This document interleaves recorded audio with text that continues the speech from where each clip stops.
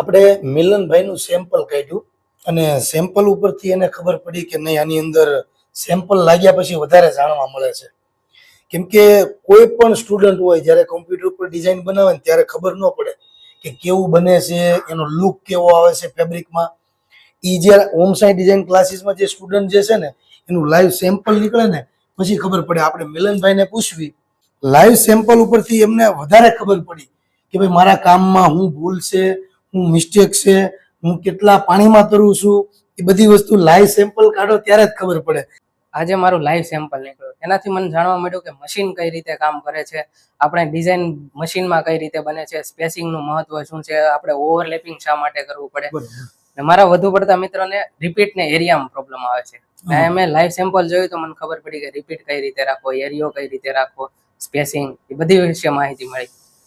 ના મેઇન વસ્તુ, જો ભાઈ કોઈ પણ વ્યક્તિ ડિઝાઇન બનાવે, કમ્પ્યુટર ઉપર તમે જે ડિઝાઇન બનાવો તમને કમ્પ્યુટરમાં તો બહુ સારું લાગે, કમ્પ્યુટરમાં સારું લાગે, પણ જ્યારે એનું ફેબ્રિક ઉપર જ્યારે વર્ક બનીને આવે ને ત્યારે ખબર પડે ભાઈ અમુક પત્તી નાની બની ગઈ, મોટો બની ગયો, બેલ્ટ બનાવવાનો 3 ઇંચનો અને બની ગયો 6 ઇંચનો.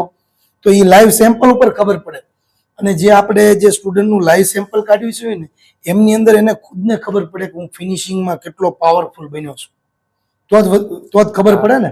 તમારે એક ટોપિક બહુ સરસ લાગ્યો કે જે આપણે મશીનમાં જોઈ ડિઝાઇન પીસીમાં સારી લાગે, પણ મશીનમાં કઈ રીતે ખરાબ થઈ જાય એની મને ખાસ ખબર પડી આજ લીધે. ઝીણા ટકાની ડિઝાઇન હોય તો ડિઝાઇન ચાલે નહીં, વારા ઘડીએ મશીન ઊભું રહે. હવે એ વસ્તુનું નોલેજ તો જ્યાં સુધી તમારા સેમ્પલ ન લાગે, જ્યાં સુધી તમને મશીનનો અનુભવ ન હોય ને ત્યાં સુધી કોઈ દિવસ ઇમ્પોસિબલ છે, ખબર જ ન પડે. કેમ કે સોફ્ટવેર તો સમજી લો કે 1-2 મહિનામાં શીખાઈ જાય, સોફ્ટવેરથી કોઈ મતલબ જ નથી.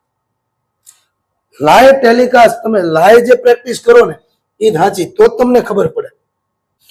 એટલે મિત્રો જો ક્યાંક ને ક્યાંક તમે અટવાતા હોય તો એકવાર હોમ સાયન્સ ડિઝાઇન ક્લાસીસની મુલાકાત લ્યો.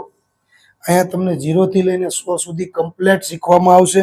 તમારું લાઈવ સેમ્પલ નીકળશે, મશીનનું નોલેજ, કોને હેડ કહેવાય, કોને એરિયો કહેવાય, કોને નીડલ કહેવાય, કોને પેન્ટોગ્રાફ કહેવાય, આનું પ્રોપર નોલેજ તમને આવડશે.